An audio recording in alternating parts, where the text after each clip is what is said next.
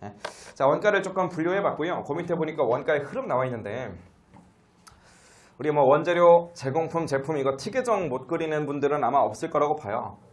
그래도 이제 그거 관련된 것들 숫자 넣어서 뒤에서 이제 시컨 연습할 거니까 그 얘기는 이따가 보도록 하고요. 문제를 풀면서 정리 좀 합시다. 티계정에 있어요. 가장 핵심 티계정은 어디일 거냐면 당연히 제공품이겠죠. 왜냐면 이 녀석이 공장이니까. 자, 그러면 우리가 고민이 되는 건 뭐가 될 거냐면 틀림없이 여기에서 뭐가 발생할 거냐. 공장이니까 DMDL OH가 발생할 거 아니겠어요? 최대한 좀 디테일하게 간다면 여기에서는 DM도 발생하고 DL도 발생하고 VOH도 발생하고 FOH도 당연히 발생을 합니다. 당연한 거잖아요. 그렇죠? 자, 근데 가장 먼저 정하셔야 되는 건 여기서 발생한 이 원가들을 결국 우리는 대변에다가 뿌려야 돼요. 그게 바로 티계정 태워주는 거잖아요. 그게 바로 원가의 흐름인 거고 기초가 없었다라고 했을 때 일부는 완성이 되었고 일부는 기말 제공품으로 남을 거야. 그리고 여기서 완성된 녀석들은 다시 최종적인 제품 계정으로 가서 얘도 기초가 없었다라고 한다면 그 완성된 녀석들을 가지고 일부는 판매를 시키고 일부는 기말에 남겨버리게 될 테니까 이게 바로 원가의 흐름이죠. 그래서 용어만 좀 정리하자면 얘네들 다 합친 걸 단기 총제조원가, 얘를 단기 제품 제조원가, 얘를 매출원가 뭐 이런 것들 우리 기본서 처음 배울 때 배웠던 거잖아요. 그래서 요 얘기는 너무 간단한 얘기인데 이제 그 뒤에서 원가회계 이론들을 하나씩 배우면서 여기다 살을 붙인 게 도대체 뭐였느냐라고 한다면 여기서 발생한 원가들을 우리가 찢어야 되잖아요. 그렇죠? 그럼 찢으려면 아무렇게나 찢으면 안 될 거 아니에요. 그렇죠? 찢기 위한 나름대로의 로직이 필요할 건데 그 로직은 업종이 무엇이냐에 따라서 달라질 수밖에 없었다고. 당연한 거잖아요. 그렇죠? 그래서 업종은 크게는 우리가 두 가지로 나누자는 거예요. 제품 A, B, C를 만드는 회사와 제품 A를 대량 생산하는 회사 이렇게 둘로 그냥 나누자는 거지. 즉 제품 A와 B와 C를 만든다면 틀림없이 D자 들어가는 애들은 A를 만들었는지 B를 만들기 위해 투입됐는지 C 때문에 썼는지 이런 것들이 보일 테니까 얘네 둘은 알아서 추적해요. 추적하다 보면 뭐 A랑 B가 완성됐고 C가 미완성됐다면 A랑 B를 위해서 썼다 싶은 애들은 그냥 여기다 갖다 붙여주시고 C를 위해 썼다 하는 것들은 그냥 여기다 갖다 붙여주시면 되잖아요. 자, 그 A랑 B가 완성이 됐는데 A가 팔렸고 B는 안 팔렸다라고 한다면 마찬가지로 얘네들은 A냐 B냐라는 게 뻔히 보이는 거니까 그냥 알아서 자리를 찾아가 주면 된다고요.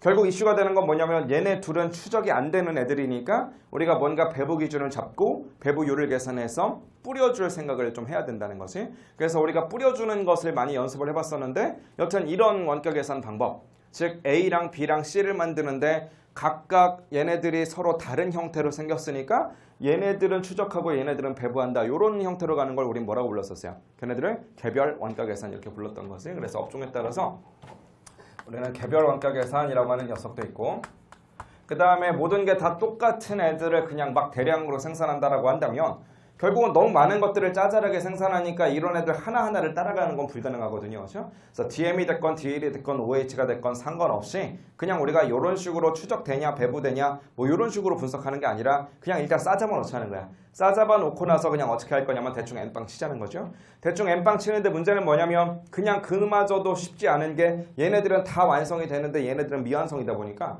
여기서 100개라고 여기서 100개가 보이고 여기서 100개가 보인다라고 해서 같은 100개로 갈 수는 없잖아요. 그래서 완성도를 좀 고려해서 뿌리자라고 하는 그런 로직도 있었지. 걔를 뭐라고 하는 거였어요? 걔를 종합 원가 계산 이렇게 불렀었어요. 그래서 개별 원가 계산 로직이 있고 또 종합 원가 계산에 이런 로직이 또 있었습니다. 이렇게.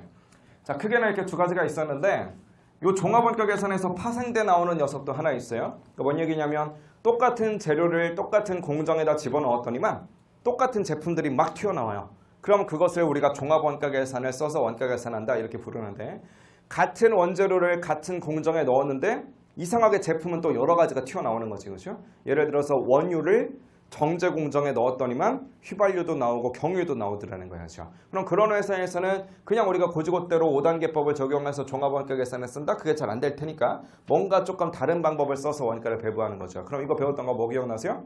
결합 원가 계산이라고 하는 거. 그게 이제 기억이 나실 겁니다. 그렇죠? 그래서 이렇게 생긴 놈도 하나 이제 좀 붙여주실 거 이렇게. 그죠? 자, 그럼 업종에 따라서 요 놈과 요 놈, 여기서 뭐 파생된 놈도 있지만 요 정도로 우리가 구분을 했어요. 그러면 또 하나 이제 우리가 정해야 되는 건 여기에 뭔가 숫자가 있어야만, 그렇죠? 뭔가 숫자를 좀 얼마다라고 적어놔야만 그 녀석들을 뿌리던지 말던지 할 테니까 여기다 뭐 100원이면 100원, 1000원이면 1000원 이렇게 적어야 될 텐데 거기다가 뭐라고 쓸 거냐라고 하는 게 또다시 이제 고민이 된다고 그러죠. 그럼 뭐라고 쓸 거냐? 뭘 고민해? 그냥 내가 쓴 금액, 즉 실제로 발생한 원가 그 자체를 넣어버리자. 뭐라고요? 실제 원가 계산. 근데 실제 원가 계산 하다 보니까 어떤 문제가 발생하느냐? 적시성이 너무나 떨어져요. 그렇죠? 누가 적시성 떨어져요? 기중이라도 재료 얼마 썼는지 모르는 건 바보예요. 기중이라도 일 얼마나 시켰는지 모르는 건 바보라고. 그죠? 하지만 OH 같은 경우에는 언제만 알 수 있느냐? 결산하는 시점에 결산 수정분계 끊어봐야만 발생주의로 금액을 알 수 있으니까 얘네들은 기중에도 알 수 있는데 얘네들은 기말 가봐야만 안다고요. 그럼 결국은 우리가 티계정을 돌리려면 1년 내내 그냥 손가락 빨고 있다가 12월 31일에 얘네 채워놓고 한꺼번에 돌린다. 이게 말이 안 되잖아요. 그렇죠? 그러다 보니까 얘네들은 그냥 실제로 넣더라도 얘네들만큼은 일단 거짓말로 넣자는 거지. 거짓말로 집어넣는 그 숫자를 뭐라고 할 거냐? 예정 배부액이라고 부르고요. 예정 배부액을 넣어서 회계 처리하는 이 방법을 뭐라고 한다? 정상 원가 계산. 그렇죠? 그래서 정상 원가 계산에서는 첫 번째 예정 배부액을 어떻게 계산할 거냐? 이게 이제 첫 번째로 이슈였었는데 예정 배부액을 구하려면 당연히 예정 배부율 첫날 우리가 계산해 놔야 되겠죠. 그럼 거기다 배부 기준 때릴 때 뭐 때린다고요? 실제 배부 기준수 때린다. 그렇죠? 그럼 어쨌든 실제 배부 기준수를 때려놨어도 배부율이 예정이니까 얘는 거짓말이고요. 그럼 결국은 실제 원가랑 차이가 날 수밖에 없으니까 그 배부 차이를 과대 배부 혹은 과수 배부 이런 것들을 뽑을 줄 아셔야 되겠지. 그럼 여기서 뭔가 거짓말이 이루어졌다면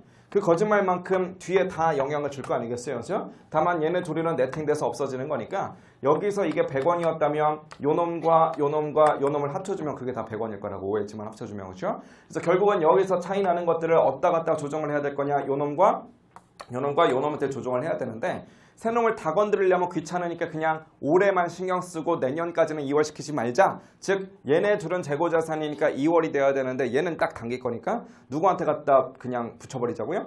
얘한테만. 그게 바로 매출원가 조정법. 야 그러지 말고 얘랑한테 정확하게 반영하자. 그럼 비율을 뭐라고 할 건데 얘 전체 금액이 있을 거고 얘 전체 금액이 있을 거고 얘 전체 금액이 있을 테니까 그 비율 가지고 뿌리자 총원가 기준법.